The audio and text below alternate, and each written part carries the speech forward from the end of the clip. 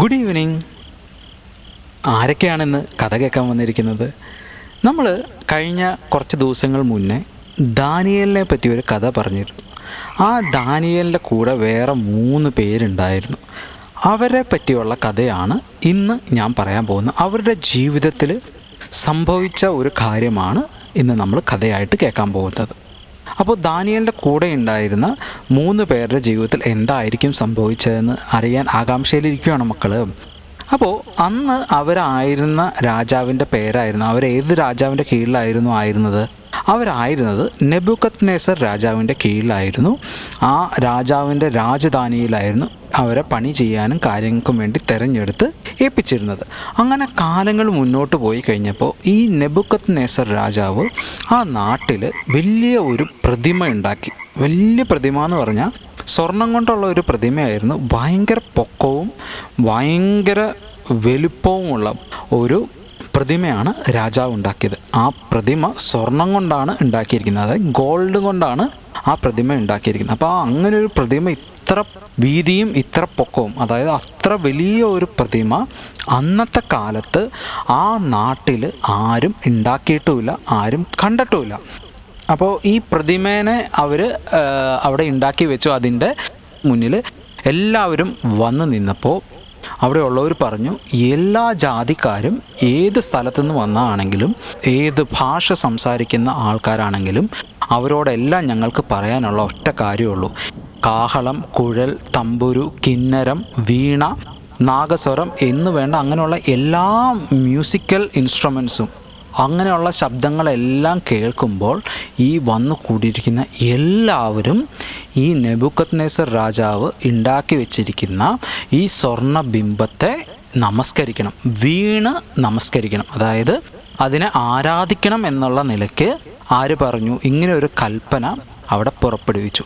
അപ്പോൾ ഒരു കൽപ്പന എന്ന് പറഞ്ഞു കഴിഞ്ഞാൽ അത് ആ രാജ്യത്തുള്ള എല്ലാവരും അനുസരിക്കണം. അനുസരിക്കാണ്ട് വേറെ തരമില്ല. അതായത് ചെയ്യാൻ പറയുന്ന കാര്യം നിങ്ങൾക്ക് ഇഷ്ടമുണ്ടെങ്കിലും ഇഷ്ടമില്ലെങ്കിലും നിങ്ങളത് ചെയ്തിരിക്കണം. അതിനാണ് കൽപ്പന എന്ന് പറയുന്നത്. അപ്പോൾ അങ്ങനെ ഒരു കൽപ്പന അവിടെ രാജാവ് പുറപ്പെടുവിച്ചു. മാത്രമല്ല, ഇത് ചെയ്യില്ലാത്തവർക്കെതിരെ ഒരു കാര്യം രാജാവ് അവിടെ പറഞ്ഞു: ആരെങ്കിലും ഈ പ്രതിമേനെ വീണ് നമസ്കരിക്കാതിരുന്നാൽ അപ്പം തന്നെ ആ നാഴികയിൽ തന്നെ എരിയുന്ന തീച്ചൂളയിൽ ഇട്ട് കളയണം. ആരൊക്കെയാണോ ഈ പ്രതിമേനെ നമസ്കരിക്കാണ്ടിരിക്കുന്നത് അവരെ എല്ലാവരെയും എന്തു ചെയ്യണം? അവിടെയുള്ള തീച്ചൂളയിലിട്ട് നശിപ്പിക്കണം. അവരെ കൊല്ലുവാണ്. ഈ കൽപ്പന, രാജകൽപ്പന അനുസരിക്കാത്തത് കൊണ്ട് അവരെ കൊന്നു കളയാനാണ് രാജാവിൻ്റെ തീരുമാനം. അങ്ങനെ ഒരു കൽപ്പന പുറപ്പെടുവിച്ചു. അങ്ങനെ ഈ കൽപ്പനയൊക്കെ പുറപ്പെടുവിച്ചു. ആളുകളെല്ലാം ഈ പ്രതിമേനെ നമസ്കരിക്കാൻ തുടങ്ങി, വീണു നമസ്കരിക്കാൻ തുടങ്ങി. അപ്പോൾ അങ്ങനെ കാര്യങ്ങൾ പോയിക്കൊണ്ടിരുന്നപ്പോൾ കുറച്ച് ആൾക്കാർ അവിടെ ഉള്ളവർ നോക്കിയപ്പോൾ ദാനിയേലിൻ്റെ കൂട്ടുകാരായിട്ടുള്ള 3 പേര് ഈ പ്രതിമേനെ നമസ്കരിക്കുകയോ വീണു വണങ്ങുന്നതോ കാണാൻ ഇടയായില്ല. അപ്പോൾ ഈ കാര്യം ഇവർ വന്നിട്ട്, കൽദയർ വന്നിട്ട് ഇവരിത് ചെയ്യുന്നില്ല, ഈ യഹൂദന്മാരിത് ചെയ്യുന്നില്ല എന്നുള്ളത് രാജാവിനെ വന്ന് ബോധിപ്പിക്കുകയാണ്. അപ്പോൾ ഇവർ രാജാവിൻ്റെ അടുത്ത് വന്നു. രാജാവിൻ്റെ അടുത്ത് വന്നിട്ട് പറഞ്ഞു, രാജാവ് ദീർഘായുസോടെ ഇരിക്കട്ടെ, ഒത്തിരി കാലം രാജാവ് ജീവിക്കട്ടെ എന്ന് പറഞ്ഞിട്ട് രാജാവിൻ്റെ അടുത്ത് പറഞ്ഞു, ആരെങ്കിലും രാജാവ് ഉണ്ടാക്കിയ പ്രതിമ നമസ്കരിച്ചില്ലെങ്കിൽ അവരെ എരിയുന്ന തീച്ചൂളയിലിട്ട് കൊന്നുകളയുന്നല്ലേ രാജാവ് കൽപ്പിച്ചുവല്ലോ എന്ന് പറഞ്ഞു. എന്നിട്ട് പറഞ്ഞു, ബാബേലിൽ നിന്ന് നമ്മൾ പിടിച്ചുകൊണ്ടുവന്ന് നമ്മുടെ രാജധാനിയിൽ വെച്ചിരിക്കുന്ന ശദ്രക്ക്, മേശക്ക്, അബേദ്നഗോ, അവർ ഈ പുരുഷന്മാർ രാജാവിൻ്റെ കൽപ്പന അനുസരിക്കുന്നില്ല. അവർ ഈ പ്രതിമേനെ വീണ് നമസ്കരിക്കുന്നില്ല. അതുകൊണ്ട് അവരെ തീച്ചൂളയിൽ ഇട്ട് കളയണമെന്ന് രാജാവിൻ്റെ അടുത്ത് വന്നിട്ട് ഇവർ വന്ന് പറഞ്ഞു. ആര് വന്ന് പറഞ്ഞു? ഈ കൽദയർ വന്നിട്ട് പറഞ്ഞു. ഇത് കേട്ടപ്പോൾ രാജാവിന് ഭയങ്കര ദേഷ്യം വന്നു. കാരണം രാജാവിൻ്റെ രാജധാനിയിൽ രാജാവിനോട് കൂടെ ജോലി ചെയ്യുന്ന 3 പേര് രാജാവിൻ്റെ കൽപ്പന അനുസരിക്കണമെന്ന് പറഞ്ഞപ്പോൾ രാജാവിന് ഭയങ്കര ദേഷ്യവും ക്രോധമൊക്കെ വന്നു. എന്നിട്ട് രാജാവ് പെട്ടെന്ന് പറഞ്ഞു, ഈ ശദ്രക്കിനെയും മേശക്കിനെയും അബേദ്നഗോവിനെയും വിളിച്ചുകൊണ്ട് വരാൻ വേണ്ടി രാജാവ് കൽപ്പിച്ചു. അങ്ങനെ രാജസന്നിധിയിൽ നിന്ന് പട്ടാളക്കാർ പോയി അവരെ രാജാവ് വിളിക്കേണ്ടതെന്ന് പറഞ്ഞ് വിളിച്ചുകൊണ്ട് വന്നു. അപ്പോൾ അവർ വന്നു കഴിഞ്ഞ് കഴിഞ്ഞപ്പോൾ നെബൂഖദ്നേസർ രാജാവ് ഇവരുടെ അടുത്ത് ചോദിച്ചു, ശദ്രക്കെ, മേശക്കെ, അബേദ്നെഗോവേ എന്ന് വിളിച്ചിട്ട് ചോദിച്ചു, നിങ്ങൾ എൻ്റെ ദേവന്മാരെ സേവിക്കുകയോ ഞാൻ നിർത്തിയ സ്വർണ്ണബിംബത്തെ നമസ്കരിക്കുകയോ ചെയ്യുന്നില്ല എന്നുള്ളത് കേൾക്കുന്നുണ്ട്, അത് സത്യമാണെന്ന് ചോദിച്ചു. എന്താ ചോദിച്ചേ? നിങ്ങൾ ഞാൻ ആരാധിക്കുന്ന ദൈവത്തെയോ ഞാൻ ഉണ്ടാക്കിയിരിക്കുന്ന പ്രതിമയോ നിങ്ങൾ ആരാധിക്കുന്നുമില്ല, നിങ്ങൾ വീണു വണങ്ങുന്നില്ല എന്നുള്ള ഒരു കംപ്ലൈൻറ്റ് എനിക്കിവിടെ കിട്ടിയിട്ടുണ്ട്. ആ കേട്ട കാര്യം സത്യമാണോ എന്ന് ചോദിച്ചു. അത് ചോദിച്ചിട്ട് അപ്പം തന്നെ രാജാവ് പറഞ്ഞു, ഇപ്പോൾ ആ മ്യൂസിക്കൽ ഇൻസ്ട്രുമെൻറ്റ്സ് എല്ലാം ഇപ്പോൾ ഇവിടെ വായിക്കും. അതിൻ്റെ ഒച്ച കേൾക്കുമ്പോൾ ഞാൻ ഉണ്ടാക്കി വെച്ചിരിക്കുന്ന ഈ വലിയ ബിംബത്തിനെ നിങ്ങൾ വീണ് നമസ്കരിച്ചാൽ നിങ്ങൾക്ക് നന്ന്. നിങ്ങൾ നമസ്കരിച്ചില്ലെങ്കിലോ ഇപ്പം തന്നെ നിങ്ങളെ ഞാൻ എരിയുന്ന തീച്ചൂളയിൽ ഇട്ട് കളയും എന്നുള്ളത് പറഞ്ഞു. നിങ്ങളെ ആ തീച്ചൂളയിൽ നിന്ന് വിടുവിക്കുന്ന ദേവൻ ആര്? നിങ്ങൾ ആ തീച്ചൂളയിൽ ഇട്ട് കഴിഞ്ഞാൽ ഏത് ദൈവം വന്ന് നിങ്ങൾ ആ തീച്ചൂളയിൽ നിന്ന് രക്ഷിക്കുമെന്ന് എനിക്കൊന്ന് കാണണം എന്നുള്ള രീതിയിൽ നെബൂഖദ്നേസർ രാജാവ് പറഞ്ഞു. അപ്പോൾ ശദ്രക്കും മേശക്കും അബേദ്നെഗോവും രാജാവിനോട് പറഞ്ഞത്, നെബൂഖദ്നേസർ രാജാവേ, ഈ കാര്യത്തിൽ ഉത്തരം പറയേണ്ട ആവശ്യം ഇല്ല. ഞങ്ങൾ ഒരു ദൈവത്തെയാണ് ഞങ്ങൾ സേവിക്കുന്നത്. ഞങ്ങളുടെ ദൈവം ഞങ്ങളെ ആ തീയിൽ നിന്ന് വിടിവിപ്പാൻ കഴിയുമെന്ന് ഞങ്ങൾക്ക് പൂർണ്ണ വിശ്വാസമുണ്ട്.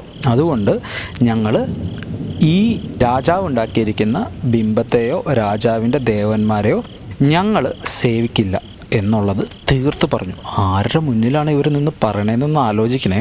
ഈ ഇത്ര ദേഷ്യത്തിലിരിക്കുന്ന രാജാവിൻ്റെ മുന്നിൽ രാജാവിൻ്റെ ഭക്ഷണവും കഴിച്ച് രാജധാനിയിൽ ഇരുന്നിട്ട് രാജാവിനെതിരായിട്ടാണ് ഇവർ പറയുന്നത്. അപ്പോൾ രാജാവിന് എത്രമാത്രം ദേഷ്യം വന്നിട്ടുണ്ടാവുമെന്ന് നോക്കി. അത് ഒരു സൈഡ്. അത് മാത്രമല്ല, രാജാവിൻ്റെ മുന്നിൽ ഇങ്ങനെ അത്ര ധൈര്യത്തോടെ പറയണമെങ്കിൽ എത്രമാത്രം അവർ ദൈവത്തിന് വേണ്ടി നിന്നിട്ടുണ്ടാവുമെന്നൊന്ന് ആലോചിച്ചൊക്കെ. നമ്മളാണെങ്കിൽ പറയുമോ അങ്ങനെയുള്ള കാര്യങ്ങൾ? അപ്പോൾ ഇവരിങ്ങനെ പറഞ്ഞപ്പോൾ രാജാവിന് പിന്നെയും കോപം കൂടി. രാജാവ് എന്ത് ചെയ്തു എന്നറിയാമോ? രാജാവിൻ്റെ മുഖം മാറി. നമ്മുടെ അപ്പയും അമ്മയൊക്കെ എന്തെങ്കിലും കാര്യങ്ങൾ നമ്മുടെ അടുത്ത് പറഞ്ഞിട്ട് നമ്മൾ ചെയ്യാണ്ടിരിക്കുമ്പോൾ അവരുടെ മുഖത്ത് ദേഷ്യം വരുമല്ലേ, അന്നേരം അവരുടെ മുഖത്തെ ഭാവം മാറുമല്ലേ എന്ന് പറഞ്ഞ പോലെ ഇവരിത് പറഞ്ഞപ്പോൾ നെബൂഖദ്നേസർ രാജാവിൻ്റെ മുഖവും മാറി. രാജാവ് പെട്ടെന്ന് പട്ടാളക്കാരോട് പറഞ്ഞു, ഈ തീ പിടിപ്പിച്ചു വെച്ചിരിക്കുന്ന സ്ഥലമുണ്ട്, അതിന് സാധാരണ പറയുന്ന പേര് ചൂള എന്നാണ്. അതായത് പല സാധനങ്ങൾ ഇട്ടിട്ട് തീ കത്തിക്കുവാണ്. നീല കളറിൽ ഗ്യാസിൽ തീ കത്തുന്നല്ലേ മക്കൾ കണ്ടേക്കുന്നത്. ഇതങ്ങനെയല്ല. ഇത് വലിയ ഒരു കുഴിയൊക്കെ ഉണ്ടാക്കിയിട്ട് അല്ലെങ്കിൽ അതേപോലെ ഒരു എന്തെങ്കിലും സാധനങ്ങൾ ഇഷ്ടികയൊക്കെ വെച്ച് കെട്ടിയിട്ട് അതിനകത്ത് പല സാധനങ്ങൾ ഇട്ടിട്ട് ഇത് ചൂടാക്കുകയാണ് ചെയ്യുന്നത്. അപ്പോൾ ഇതിങ്ങനെ ചൂടായിട്ട് അതിനകത്തും ചൂട്, അതിൻ്റെ ചുറ്റും പുറവും ചൂട്, അത്രമാത്രം ഭയങ്കര ചൂടുണ്ടാവും. അപ്പോൾ നോർമലി അത് അത്രയും ചൂടുണ്ട്.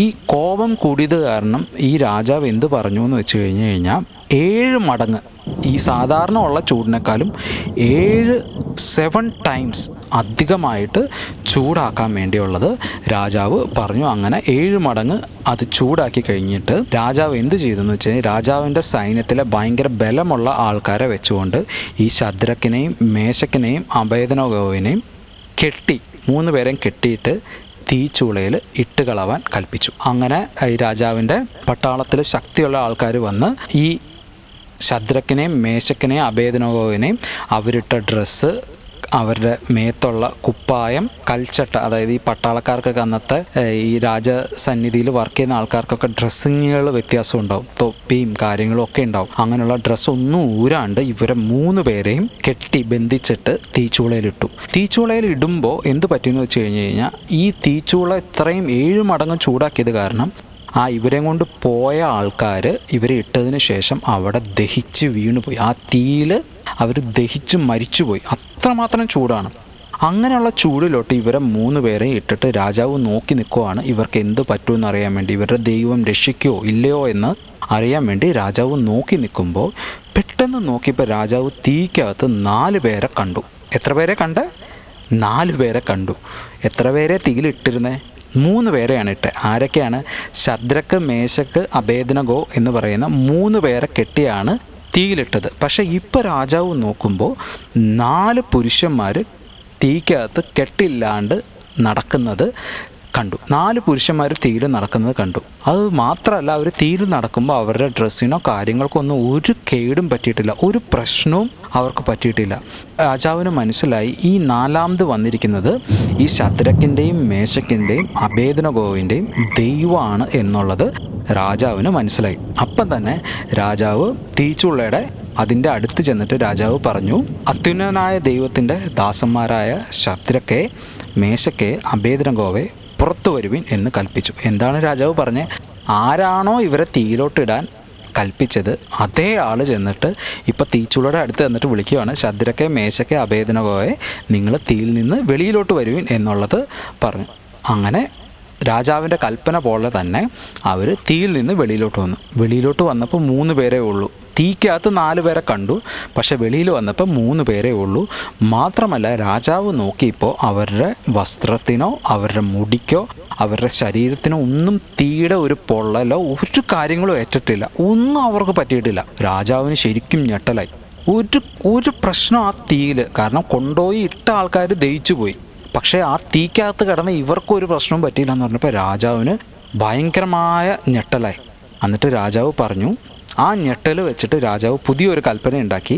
ശദ്രക്കിൻ്റെയും മേശക്കിൻ്റെയും അബേദ്നെഗോവിൻ്റെയും ദൈവം വാഴ്ത്തപ്പെട്ടവൻ, അവരുടെ ദൈവമാണ് ഏറ്റവും വലിയ ദൈവം. അതുകൊണ്ട് വേറെ ഒരു ദൈവത്തെ നിങ്ങളിനി സേവിക്കുകയും വേണ്ട, നമസ്കരിക്കുകയും വേണ്ട.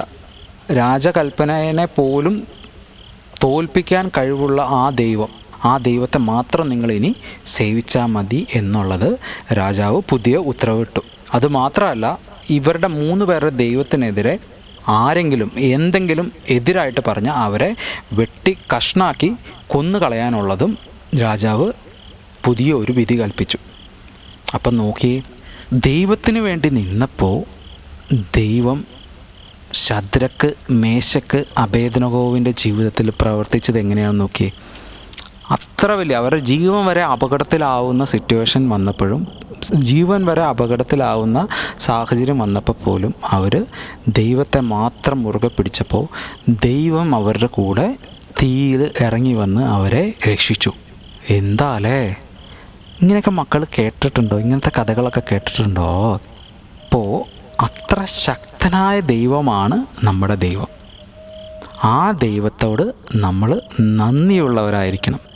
ആ ദൈവത്തിൻ്റെ ശക്തി നമ്മുടെ ജീവിതത്തിൽ നമുക്ക് അനുഭവിക്കാൻ പറ്റും. എങ്ങനെയാണ് പറ്റുക? നമ്മൾ ദൈവത്തെ അനുസരിക്കുമ്പോൾ, നമ്മൾ ദൈവത്തെ സ്നേഹിക്കുമ്പോൾ, നമ്മൾ ദൈവത്തെ സ്വന്തം രക്ഷിതാവായി സ്വീകരിക്കുമ്പോൾ ഈ ശക്തി നമ്മുടെ ജീവിതത്തിലും നമുക്കും അനുഭവിക്കാൻ പറ്റും. അതുമാത്രമല്ല, ഈ ശദ്രക്കും മേശക്കും അബേദ്നെഗോവും അങ്ങനെ നിന്നതുകൊണ്ട് എന്തു പറ്റി? ആ ദേശം മൊത്തം അവരുടെ ദൈവത്തെ പറ്റി അറിയാൻ പറ്റി. അപ്പോൾ മക്കളെ ഏത് സാഹചര്യത്തിലായാലും, സ്കൂളിലായാലും എവിടെ ആയാലും, മക്കൾ ദൈവത്തിന് വേണ്ടി നിൽക്കുമ്പോൾ മക്കൾ വഴി ദൈവത്തെക്കുറിച്ച് അനേകരറിയും. അപ്പോൾ അതായിരുന്നു ഇന്നത്തെ കഥ. നല്ല മക്കളായിട്ട് ജീവിക്കുക. ശദ്രക്ക്, മേശക്ക്, അബേദ്നെഗോവിനെ പോലെ ദൈവത്തിനായിട്ട് നിലകൊള്ളുക. ഏത് സാഹചര്യത്തിലും, എത്ര പ്രയാസം നിറഞ്ഞ സാഹചര്യത്തിലും ദൈവത്തിനായിട്ട് നിലകൊള്ളുക. അപ്പോൾ അതായിരുന്നു ഇന്നത്തെ കഥ. Good night, sweet dreams, by.